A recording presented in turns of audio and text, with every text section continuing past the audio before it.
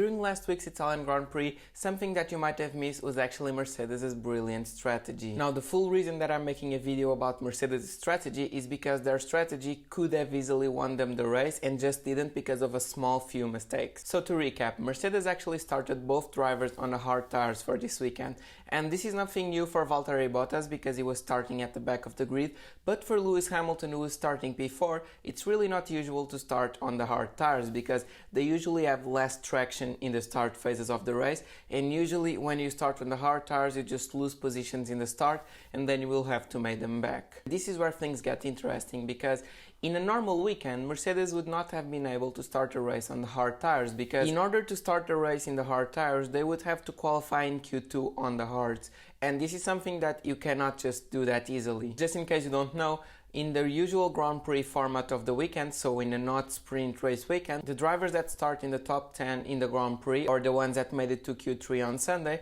actually have to start the race in the tire that they made their best Q2 time on. And it's very unlikely that Mercedes, even with the car advantage that they usually have, would be able to pass on to Q3 using a set of hard tires. So Mercedes and Red Bull usually can do it on the mediums, but it would be very unlikely for them to do it on the hards. But this is where things start to get really interesting because with the sprint race format, teams are actually not required to use the same tires that they use in the sprint during the race. So you actually have to qualify on Friday on the soft tire, and then you have to use a tire on the sprint race, be it the soft, the medium or the hard. Most teams chose the soft, but Mercedes actually chose the medium, and then you get a free choice of tires for the Grand Prix. And this is something that a team like Mercedes is actually not used to having because they are used to getting onto Q3 and needing to use the same tires that they used in Q2 to start the race. So since they had used already a set of medium tires during the sprint race, this actually opened up a very interesting strategy option for them during the Grand Prix, which was to use the hard tire for the start.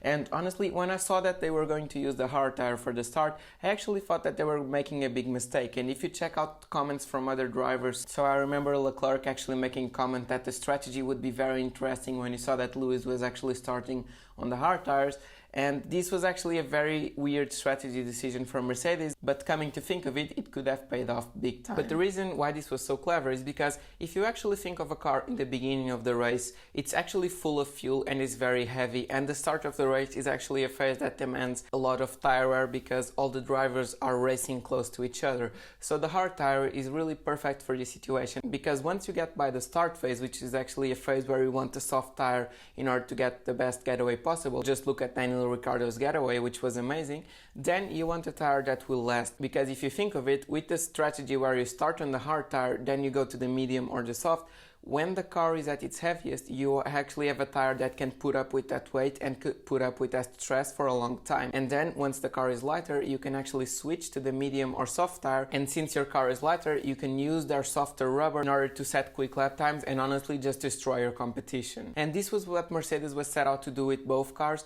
and you saw it working really well with Valtteri Bottas because he went from the back of the grid to P3, which was an amazing race, and with hindsight it was probably a mistake to switch Bottas' engine at this race because he probably could have won this race very easily had he started on the front row. But I think that Lewis actually nailed the start and he could have won this race very easily because with starting on the hards, he actually lost only 1 or 2 positions, which for the hards is really good. But then he started making up time, and in the end he was P4 behind Lando Norris, Max Verstappen and Daniel Ricciardo, which were all on the medium tire. And what this meant was that Lewis was able to keep up with Lando and stay in Max's pit window, but with a tire that would last much longer. So what could have happened was that Max and Daniel and Lando would actually pit, then Lewis would keep in the clear air and then pit for medium tires and probably get out again behind Lando, but with a much fresher set of medium tires, and then could probably have overtaken them all with the traction advantage that he would have at Monza to win the Grand Prix. But what actually happened, and I think that with hindsight was a mistake, but in the situation I can understand why Mercedes did it, was that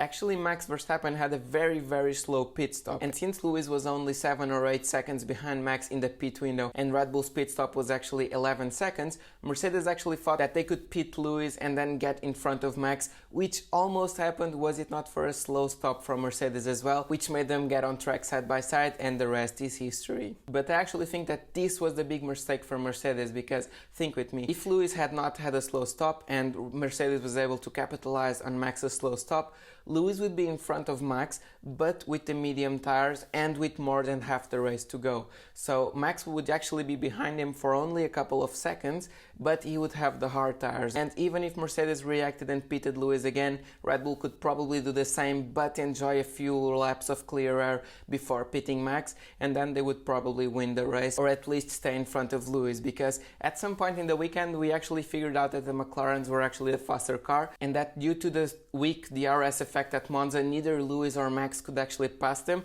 and we saw this from the sprint race when Lewis was actually having a very hard time getting past Lando. And by this point, with the close points gap in the championship, it didn't really matter if any of the drivers won, it actually only mattered who stayed ahead. So this is why I think that Mercedes actually used the sprint race format weekend to pull off a strategy that no one was expecting, whilst most of the teams actually use the traditional Sunday strategy. And very big props to Mercedes for doing this, because you need to capitalize on this sprint race format weekend, and unfortunately due to the crash they haven't been able to do so, but still it was very good to see a big team like Mercedes actually think outside the box in a sprint race format and actually use the new format for something different. And this is what we want to see, this is why we try new formats. And even though I don't think that the sprint race format is actually working very well, I think that Mercedes actually used it very well to their advantage, and they were this close to a race win with Lewis, and if not for reacting to that Red Bull pit stop, I think that they could have pulled it off. But let me know in the comments down below if you noticed Mercedes' strategy, and if you saw someone try to do something else outside the box during the sprint race format. But this has really been it for this video. I really hope you guys enjoyed this strategy kind of video, because strategy for me is the core of Formula 1, and it's something that I love talking about,